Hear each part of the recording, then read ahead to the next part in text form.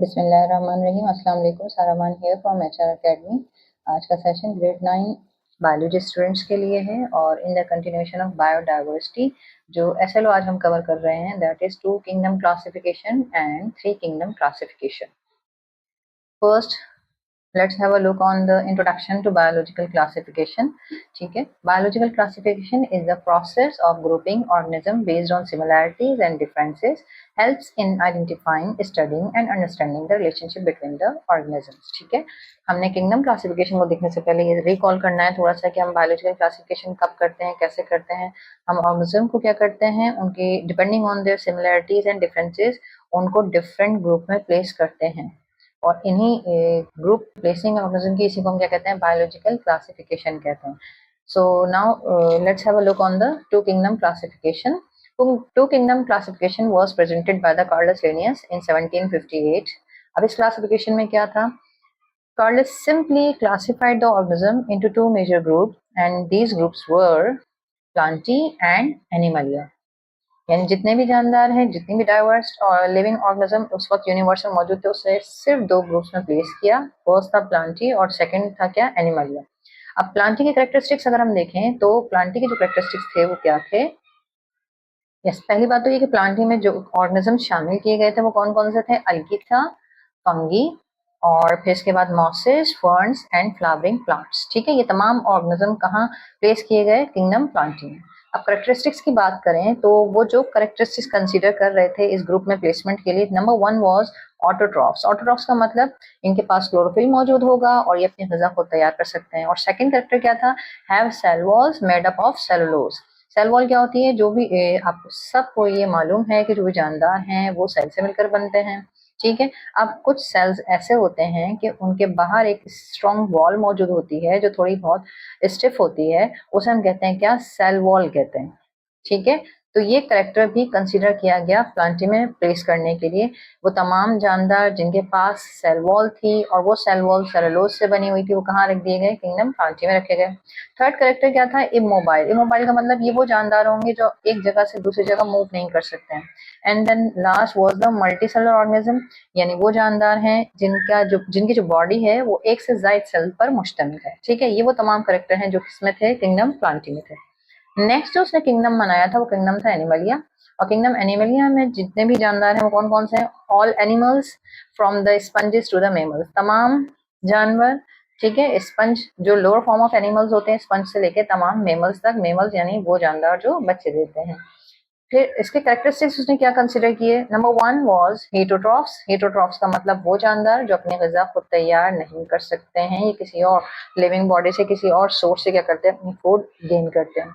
Second character was no cell wall, इनके पास कोई सेल वॉल मौजूद नहीं होगी, यानी इनका जो सेल होगा, फर्स्ट आउटर मोस्ट जो लेयर होगी, that will be the cell membrane instead of cell wall. ठीक है, सेल मेम्ब्रेन के बाहर कोई भी वॉल मौजूद नहीं होगी, सिर्फ सेल मेम्ब्रेन होगी, आउटर मोस्ट जो लेयर होगी।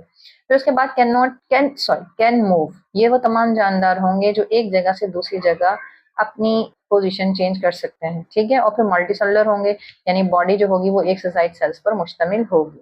ठीक है, तो ये तमाम बेसिक कैरेक्टर सहन में रखेगा। किंगडम प्लांटी के क्या कैरेक्टर कंसीडर किए जा रहे हैं, किंगडम एनिमल के क्या कैरेक्टरिस्टिक्स हैं जो कंसीडर किए जा रहे हैं। ठीक है, नेक्स्ट है limitations of two kingdom classification. Two kingdom classification आई, तमाम जानदार को दो ही ग्रुप में रखा गया, लेकिन इस क्लासिफिकेशन में बहुत सारी limitations I. Number 1 was fungi and bacteria do not fit properly in Plantae और Animalia.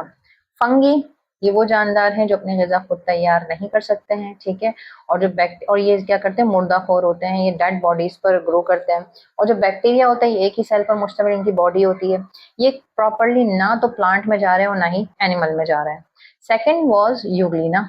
Euglena has features of both plants and animals. अब यूग्लिना एक ऐसा जानदार है जिसके पास प्लांट के करेक्टर भी, एनिमल के भी करेक्टर हैं। प्लांट के करेक्टर इस तरह से हैं कि यूग्लिना हैज द क्लोरोफिल, जिसकी वजह से अपनी ग़िज़ा खुद तैयार कर सकता है। और एनिमल करेक्टर इस तरह से है कि इसके पास फ्लैजिला होता है जो इसको एक जगह से दूसरी जगह क्या करता है, मूव करने में हेल्प आउट करता है। तो ना तो हम इसे प्लांट में रख सकते हैं ना एनिमल में रख सकते हैं। Third was need for a more accurate system. ठीक है। अब क्योंकि ये दो कंफ्यूजन्स क्रिएट हो रही हैं, उसकी वजह से क्या है, जो टू किंगडम क्लासिफिकेशन है वो ये बता रहा है कि अब मोर एक्यूरेट सिस्टम हमें चाहिए। जिसने क्या किया, लेट किया था to the three kingdom classification. इन तमाम कंफ्यूजन्स की वजह से एक नया सिस्टम डेवलप किया गया था, नया system of classification, that was the three kingdom classification. अब देखते हैं थ्री किंगडम क्लासिफिकेशन क्या है।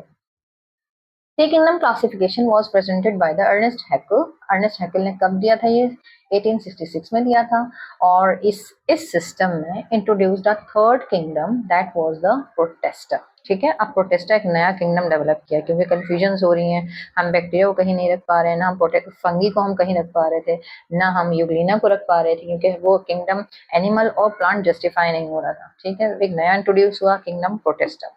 अब इस तरह से क्या हुआ कि जो टोटल किंगडम बन गए थे वो कितने किंगडम बने, तीन kingdom plant, kingdom Animalia and kingdom Protista. Plant के वही कैरेक्टर उन्होंने कंसीडर किए, animals sorry living organisms having the chlorophyll can not move from one place to another place, वो तमाम किस में रखे जा रहे हैं, प्लांट में रखे जा रहे हैं। एनिमल के वही कैरेक्टर, एनिमलिया के वो कैरेक्टर कि ये जो होंगे ये हेटेरोट्रॉफ्स होंगे, अपने गज़ा खुद तैयार नहीं कर सकते हैं। ठीक है। And they can move from one place to another place, और मल्टी सेलुलर होंगे, तो वो एनिमल में रखेगा। अब प्रोटेस्टा एक नया किंगडम है, इसमें वो कौन से कैरेक्टर्स को कंसीडर कर रहे हैं और कौन से जानदार हैं जो प्रोटेस्टा में शामिल किए जा रहे हैं, वो नेक्स्ट स्लाइड में देखते हैं। किंगडम प्रोटेस्टा क्या है? Kingdom Protista unicellular organism like protozoa and algae. अब ये जो भी जानदार हैं, या तो वो यूनिसेलुलर हो सकता है या फिर वो मल्टीसेलुलर हो सकता है। यूनिसेलुलर का मतलब ये है कि उनकी बॉडी में सिर्फ वन सेल मौजूद है, उनकी पूरी बॉडी कंप्राइज करती है किस पे, एक ही सेल पर, तो वो जानदार कौन से होंगे, यूनिसेलुलर ऑर्गेनिज्म होंगे।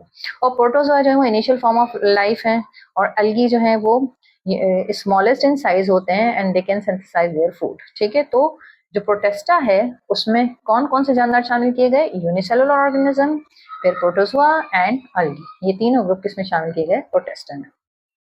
नेक्स्ट कैरेक्टरिस्टिक्स क्या कंसीडर कर रहे हैं प्रोटेस्टा के लिए, मोस्टली यूनिसेलुलर। ज्यादातर जो जानदार प्रोटेस्टा में रखे जाएंगे वो कौन से होंगे, यूनिसेलुलर, यानी एक ही सेल इनकी बॉडी पर, इनकी पूरी बॉडी एक ही सेल पर मुश्तमिल है। हैव अ न्यूक्लियस, इनके पास न्यूक्लियस मौजूद है, वो कौन सा, यूकैरियोटिक। जो न्यूक्लियस होता है वो या तो प्रोकैरियोटिक होता है या यूकैरियोटिक होता है। ये I have told you earlier in the previous sessions. Prokaryotes जो होते हैं वो होते हैं जिनके पास जो, अगर ये सेल है और न्यूक्लियस ऐसे ही ओपन मौजूद होता है साइटोप्लाज्म में, there is no nuclear membrane, तो फिर वो कहलाते हैं प्रोकैरियोट्स। क्या कहलाते हैं, prokaryotes. On the other hand, अगर कोई एक सेल मौजूद है, उसके पास एक प्रॉपर मेम्ब्रेन है और उसके अंदर इसका न्यूक्लियर मटेरियल इनक्लोज्ड है, तो फिर वो कहलाते हैं क्या, यूकैरियोट्स। ठीक है। क्या कहलाते हैं, यूकैरियोट्स कहलाते हैं। तो all the living cells, all the organisms which are having the cell with the proper nucleus are called eukaryotes। और eukaryotes को कहाँ प्लेस किया जा रहा है, प्रोटेस्टा में। some are autotrophic। autotrophic का मतलब वो अपनी गज़ा खुद तैयार कर सकते हैं, जैसे अभी मैंने बताया अल्गी जो है वो स्मॉल इन साइज होती है, but have the chlorophyll, due to the presence of the chlorophyll can synthesize the food by the process of photosynthesis। ठीक है।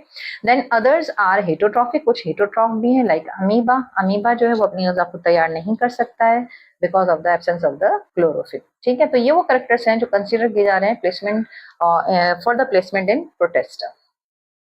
अब देखते हैं क्या प्रोटेस्टा फिट होता है या नहीं होता है। Importance of three kingdom classification क्या है, number one is better placement of unicellular organism. इस किंगडम के इंट्रोडक्शन की वजह से क्या हुआ, जो यूनिसेलुलर ऑर्गेनिज्म थे उनकी हमें प्लेसमेंट मिल गई कि हम उन्हें कहाँ रख सकते हैं।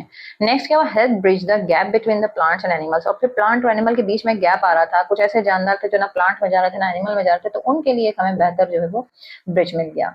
फिर let the foundation for five kingdom classification. अब देखते हैं कि क्या वजह है जिसकी वजह से हमें फाइव किंगडम क्लासिफिकेशन की तरफ जाना पड़ता है। तो limitations of the three kingdom classification, Hückel system was not widely accepted. ठीक है। ये जो सिस्टम था ये वाइडली एक्सेप्ट नहीं हुआ। क्यों नहीं हुआ, number one, microorganisms continue to be classified as plants. Again यहाँ पर प्रॉब्लम ये आ रही थी, जो माइक्रो ऑर्गेनिजम्स हैं वो एक तो ये कि टाइनी है, वेरी टाइनी इन साइज, उनको आप नेकेड आई से नहीं देख सकते हैं, और फिर वो अपने ज़रूरी नहीं है कि वो माइक्रोब्स अपनी ग़िज़ा खुद तैयार कर रहे हों, लेकिन उसके बावजूद जो है वो कहाँ रखे जा रहे थे, उन्हें किंगडम प्लांट में रखा जा रहा था या फिर एनिमल में रखा जा रहा था। एनिमल्स फॉर एग्जाम्पल प्रोटोजोआ, जबकि माइक्रो ऑर्गेनिज्म ना तो प्लांट में सूट हो रहा है ना एनिमल में सूट हो रहा है। सेकंड ये था nucleated and anucleated organisms were kept together in the protist. अब न्यूक्लिएटेड यानी इनके पास प्रॉपर न्यूक्लियस मौजूद है और न्यूक्लियस नहीं मौजूद है, इससे बिल्कुल कतई नजर क्या हुआ कि वो दोनों ही कहाँ रखे गए, किंगडम प्रोटिस्ट में रखे गए। जबकि heterotrophic bacteria and fungi are placed along with the autotrophic algae. अब जो हेटरोट्रॉफिक बैक्टीरिया है और फंगी है, यानी वो अपनी ग़िज़ा खुद तैयार नहीं कर सकते हैं, but still they were kept along with the autotrophic algae. So these were the limitation, जिसकी वजह से जो थ्री किंगडम क्लासिफिकेशन था वो भी क्या हुआ, तमाम डिमांड्स को फुलफिल नहीं कर सका, हमें जस्टिफाइड सिस्टम ऑफ क्लासिफिकेशन नहीं दे सका कि हम ऑर्गेनिज्म को प्रॉपर्ली, तमाम ऑर्गेनिज्म को प्रॉपर्ली ग्रुप में प्लेस कर सकें। तो नेक्स्ट कंक्लूजन देखते हैं। Biological classification evolved over time for better understanding. Two kingdom system was simple but limited. उसकी लिमिटेशंस आप इनको जहन में होनी चाहिए। तमाम ऑर्गेनिज्म ना जरूरी नहीं है कि वो प्लांट हो या एनिमल हो, इसकी वजह से क्या हुआ, टू किंगडम क्लासिफिकेशन जो था वो लिमिटेड था। Three kingdom system was a major improvement introducing Protista. ठीक है, बहुत अच्छा जो है वो हमें थ्रोबैक मिला था कि हमें किंगडम प्रोटेस्टा मिल रहा था थ्री किंगडम क्लासिफिकेशन की वजह से, लेकिन three kingdom classification was not widely accepted. Conclusion देखते हैं। Biological classification evolved over time for better understanding. Number two, two kingdom system was simple but limited. ठीक है, टू किंगडम सिस्टम जो था, किंगडम सिस्टम क्या था, जिसमें प्लांट और एनिमल दो ही ग्रुप हैं और जरूरी नहीं है कि जो भी जानदार हैं वो या तो एनिमल में रख दें या प्लांट में रख दें, तो ये उसकी लिमिटेशन थी। देन क्या है, three kingdom system was a major improvement, बहुत अच्छी इंप्रूवमेंट थी, जिसने इंट्रोड्यूस किया था किसको, किंगडम प्रोटेस्टा को, but still three kingdom classification was not widely accepted. Accept नहीं हुआ, क्यों, but it set the stages for the modern system of classification. लेकिन उसने क्या किया, फाउंडेशन बिल्ड कर दी थी कि जो मॉडर्न सिस्टम ऑफ क्लासिफिकेशन है उसको इंट्रोड्यूस किया जा सके। So this was all about the two kingdom classification and three kingdom classification. If you have any question, write down your question in the comment box. In coming session we will discuss the modern system of classification, that is the five kingdom classification. So keep watching the channel. Don't forget to like, comment and share. Take care of yourself. Thanks for watching. Allah Hafiz.